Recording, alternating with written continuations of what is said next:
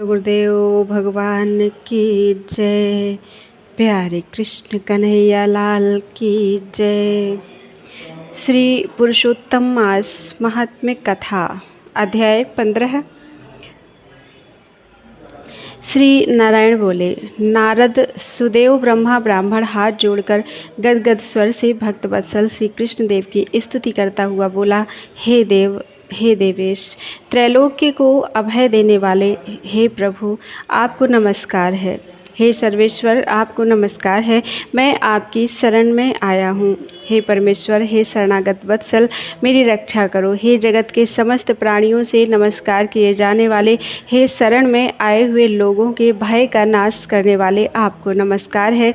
आप जय के स्वरूप हो, जय के देने वाले हो, जय के मालिक हो, जय के कारण हो, विश्व के आधार हो, विश्व के एक रक्षक हो, दिव्य हो, विश्वों के स्थान हो, फलों के बीज हो, फलों के आधार हो, विश्व में स्थित हो, विश्व के कारण हो, फलों के मूल हो, फलों के देने वाले हो, तेजः स्वरूप हो, तेज के दाता हो, सब तेजस्वियों में सब सर्वश्रेष्ठ हो। हे कृष्ण, हृदयांधकार के नाशक हो, विष्णु अर्थात व्यापक हो। कृष्ण अर्थात हृदय के अंधकार के नाशक हो, विष्णु अर्थात व्यापक हो, वासुदेव अर्थात देवताओं के वास स्थान अथवा वसुदेव के पुत्र हो, दीनवत्सल हो, ऐसे आपको मैं नमस्कार करता हूँ। हे जगत प्रभु, आपकी स्तुति करने में ब्रह्मा आदि देवता समर्थ नहीं है। हे जनार्दन, मैं तो अल्प बुद्धि वाला मंद मनुष्य हूँ, किस तरह स्तुति करने में समर्थ हो सकता हूँ। अत्यंत दुखी दीन अपने भक्त की आप कैसे उपेक्षा करते हैं। हे प्रभु, क्या आज संसार में वह आपकी लोक बंधुता नष्ट हो गई। वाल्मीकि ऋषि बोले, सुदेव शर्मा ब्राह्मण इस प्रकार विष्णु भगवान की स्तुति कर हरि के सामने खड़ा हो गया। हरि भगवान उसके वचन सुनकर मेघ के समान गंभीर वचन बोले। हे श्री हरि बोले, हे वत्स, तुमने जो तप किया है वह बहुत अच्छी तरह से किया। हे महाप्राज्ञ, हे तपोधन, क्या चाहते हो सो मुझसे कहो। तुम्हारे तप से प्रसन्न मैं उस वर को तुम्हारे लिए दूंगा, क्योंकि आज से पहले ऐसा बड़ा भारी कर्म किसी ने भी नहीं किया है। सुदेव शर्मा बोले, हे नाथ, हे दीनबंधु, हे दयानिधे, यदि आप प्रसन्न हैं तो हे विष्णु, हे पुराण पुरुषोत्तम, कृपा कर आप मेरे लिए सत्पुत्र दीजिए। हे हरे, पुत्र के बिना सूना यह गृहस्थाश्रम धर्म मुझको प्रिय नहीं लगता। इस प्रकार हरि भगवान सुदेव शर्मा ब्राह्मण के वचन को सुनकर बोले। हे श्री हरि बोले, हे द्विज, पुत्र को छोड़कर बाकी जो ना देने के योग्य है उनको भी तुम्हारे लिए दूंगा। पुत्र को छोड़कर, पुत्र नहीं दूंगा तो पुत्र को छोड़कर बाकी जो ना देने के योग्य है उनको भी तुम्हारे लिए दूंगा, क्योंकि ब्रह्मा ने तुम्हारे लिए पुत्र का सुख नहीं लिखा है। मैंने तुम्हारे भाल देश में होने वाले समस्त अक्षरों को देखा, उसमें 7 जन्म तक तुम्हारे पुत्र का सुख नहीं है। इस प्रकार वज्र प्रहार के समान निष्ठुर हरि भगवान के वचन को सुनकर जड़ के कट जाने से वृक्ष के समान वह सुदेव शर्मा ब्राह्मण पृथ्वी तल पर गिर गया।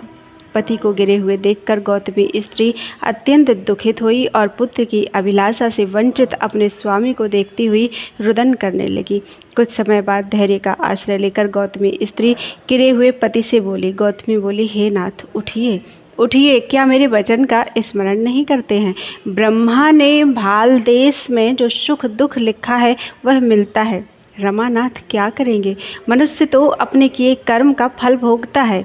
अभागे पुरुष का उद्योग मरणासन्न पुरुष को औषध देने के समान निष्फल हो जाता है।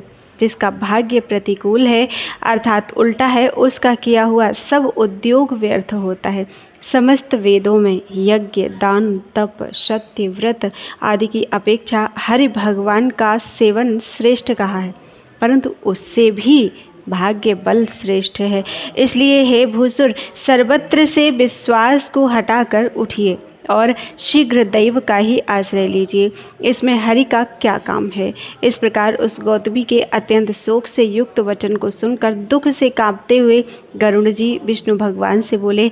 गरुण जी बोले, हे हरे, शोक रूपी समुद्र में डूबी हुई ब्राह्मणी को उसी तरह नेत्र से गिरते हुए अश्रुधारा से व्याकुल ब्राह्मण को देखकर, हे दीन बंधु, हे दया सिंधु, हे भक्तों के लिए अभय को देने वाले, हे प्रभु, भक्तों के दुख को नहीं सहन करने वाले, आपकी आज वह दया कहाँ चली गई।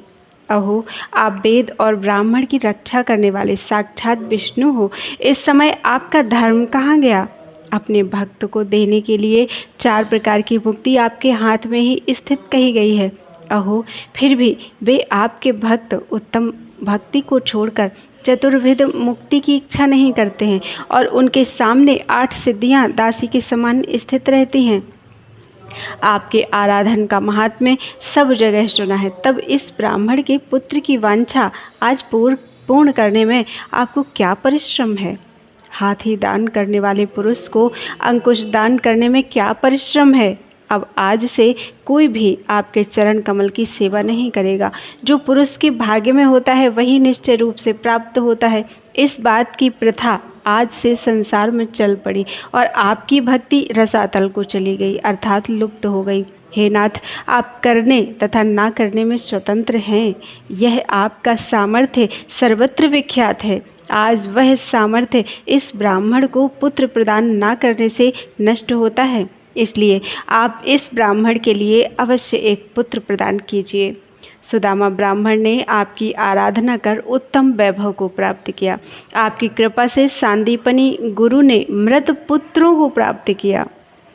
इन कारणों से पुत्र की लालसा करने वाले ये दोनों स्त्री पुरुष आपकी शरण में आए हैं। श्री नारायण बोले। इस प्रकार विष्णु भगवान अमृत के समान गरुण के वचन सुनकर गरुण जी से बोले, हे पक्षीवर वैनतेय, इस ब्राह्मण को अभिलषित एक पुत्र शीघ्र दीजिए। इस प्रकार अपने अनुकूल हरि भगवान के वचन को सुनकर गरुड़ जी ने अत्यंत प्रसन्नचित्त होकर उस पृथ्वी के देवता दुखित ब्राह्मण के लिए अनुरूप सुंदर पुत्र को जल्दी से दे दिया। इति श्री बृहन् नारदीय पुराणे पुरुषोत्तम मास महात्म्ये पंचदशो अध्यायः। बोलो वृंदावन बिहारी लाल की जय। श्री हरि।